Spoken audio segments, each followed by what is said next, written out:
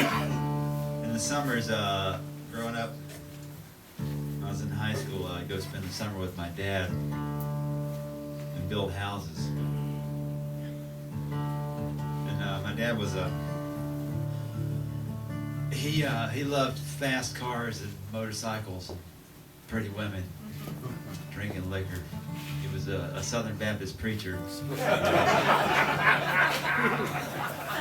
Mine too. It was a lot of great material for a young songwriter to work with. Cuts a lot of different ways, you know.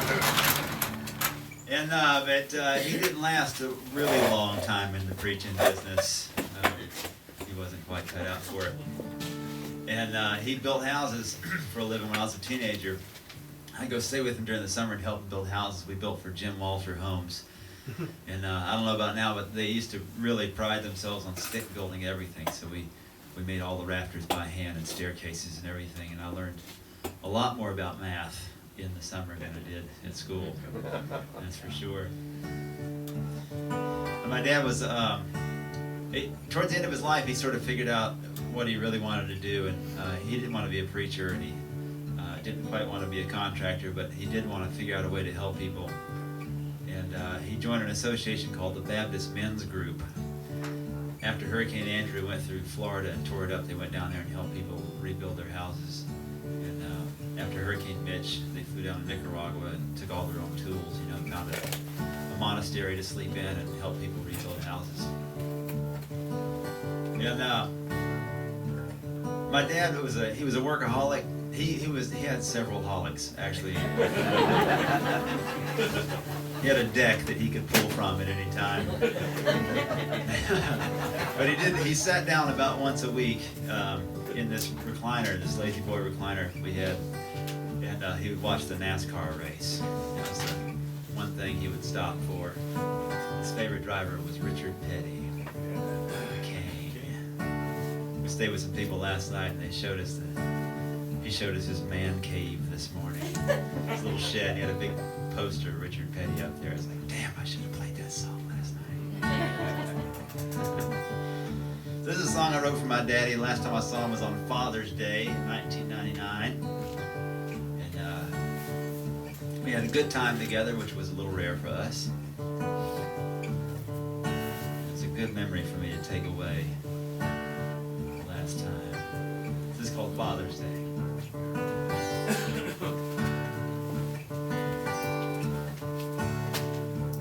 Well, it was Father's Day the last time I saw him alive. He was living up in Rockwell with his third wife. And we took him to the Outback, that was the place. He could eat a steak and still watch the race. He thought Richard Petty walked 2 inches off the ground.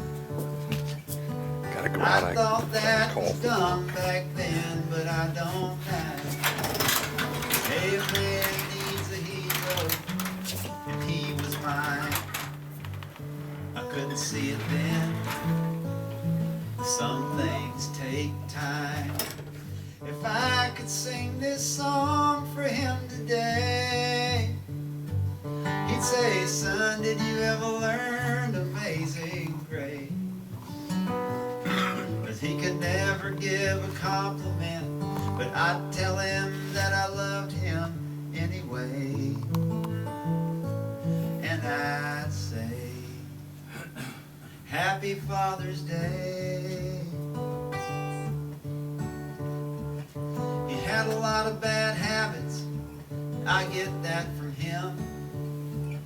He smoked Salem by the carton, and they did him in. And I can't help but think about those 4 heart attacks every time I see it pack, and I wish it held me back. And I remember him so drunk that he couldn't see, but he never laid a blind and angry hand on me. And he died in South Carolina, where he paid his way to rebuild a stranger's home after a hurricane. If I could sing this song for him today, he'd say, son, did you ever learn Amazing Grace? But he could never give a compliment, but I'd tell him that I loved him anyway. And I'd say, Happy Father's Day. But 2 Father's Days ago I went to see him. It was me and my brother in a cold mausoleum. We took 2 chairs and 2 guitars and we spent the day. And you can bet I played Amazing Grace. If I could sing this song for him today, he'd say, son, did you ever learn Amazing Grace? And I'd say, yes sir, and I'd sing it, and I'd tell him that I missed him every day.